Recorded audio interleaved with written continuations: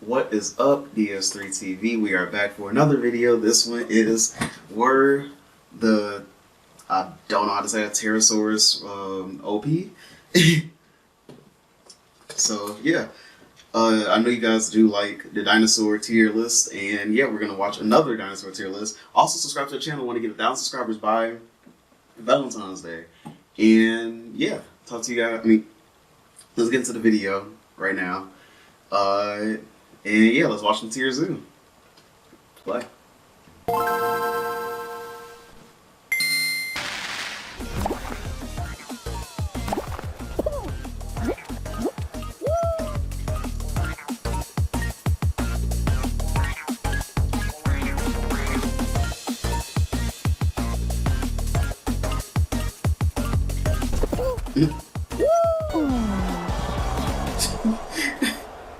This video was made in partnership with CuriosityStream. Flight is an ability which has been unlocked by a grand total of 4 separate factions in the history of the game.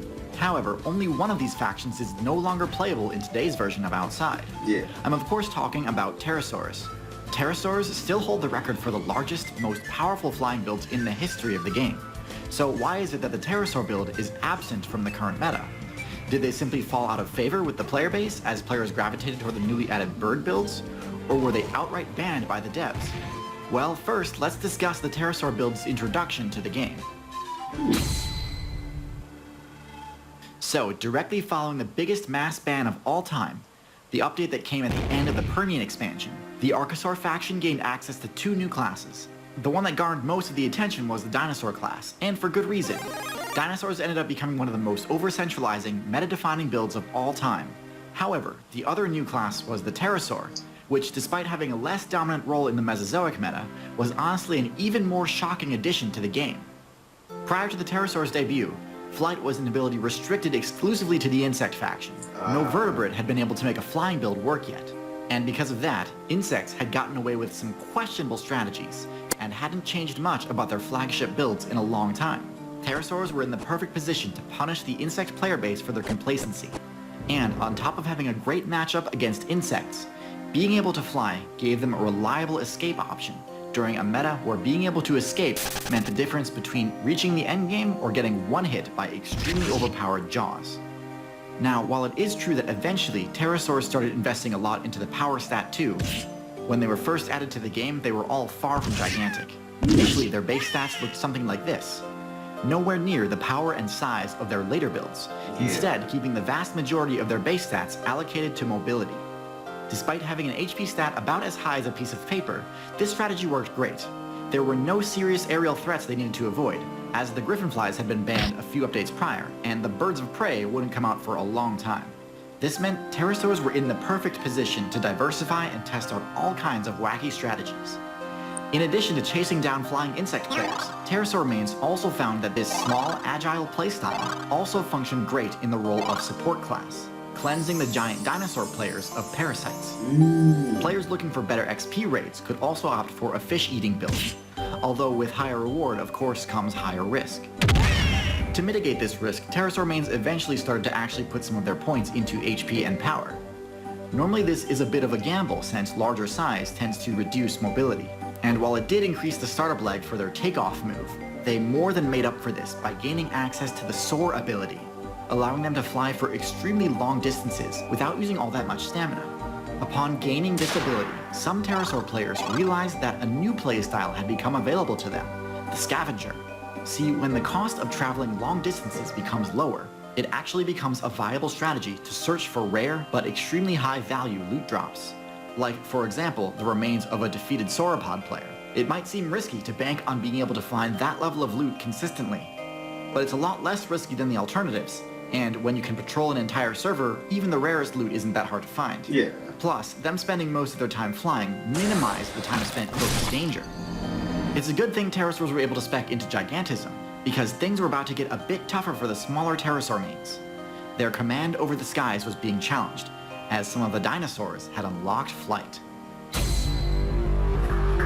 And birds came in. An entirely different combination of perks and attributes, a new faction of the dinosaur player base had discovered a way to use an ability originally intended only to provide cold resistance in order to fly. This was bad news for the pterosaur mains who liked the smaller, more agile playstyle, as these new avian dinosaurs were far better optimized for that niche, particularly in forest biomes. Their feathers were far less vulnerable to damage than the thin membranes that pterosaurs were using to fly, meaning that these new avian dinosaurs didn't have to worry about puncturing a wing when flying through a dense forest or jungle. Feathers also offer some blunt damage resistance, making any mid-air collisions less damaging. These avians were sorely lacking in size and power though, and so it was on that front that these pterosaurs opted to compete with them. Soon, the larger scavenger/opportunist type build became the pterosaur's only viable strategy, as the avian player base had control over the agile, insectivorous niche. This might not seem like that bad a trade, ceding control of a rather fragile playstyle to another faction, while keeping control of a record-breaking niche never before seen in-game, and for a while this was absolutely true. The pterosaur player base continued to thrive, scoring easy loot while still remaining out of reach of the overpowered giant dinosaurs. Unfortunately, those overpowered dinosaurs did end up inadvertently causing the downfall of the pterosaurs, because after an incredibly long run of dominating the meta, eventually the devs finally dropped the ban hammer. And this is where the pterosaurs' size came back to haunt them. The banning of the dinosaurs meant that those high-quality loot drops suddenly went from rare to non-existent. And with no way to keep up their huge food cost, giant pterosaurs became unviable. Meanwhile, the small builds like birds and mammals, which had been oppressed for so long by the giants they had to contend with, suddenly had free reign over huge territories. In particular, the bird's feather ability had its initial purpose suddenly become extremely relevant again, as the overworld temperature had cooled significantly due to the sun being blocked out by dust. Experimenting with new combinations of abilities is key to creating an innovative build that breaks the meta and gives rise to new dominance.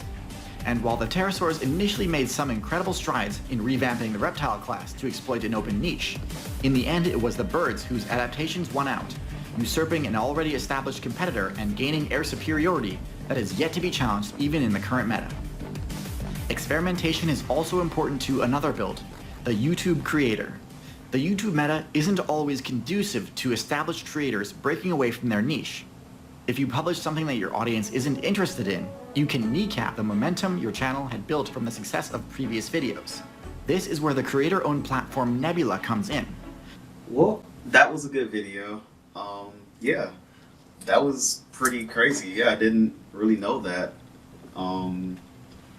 Yeah, so that's the reason why that they, that they kind of want to sink because of their size, which makes sense because they put too much into their size. Like they couldn't sustain themselves with the cold, like with that winter, with that winter that happened after the asteroid hit. So yeah, that's kind of crazy. But yeah, so talk to you guys in the next video. Also subscribe to the channel. Want to get 1,000 subscribers by Valentine's Day, and yeah, talk to you guys in the next video, and peace.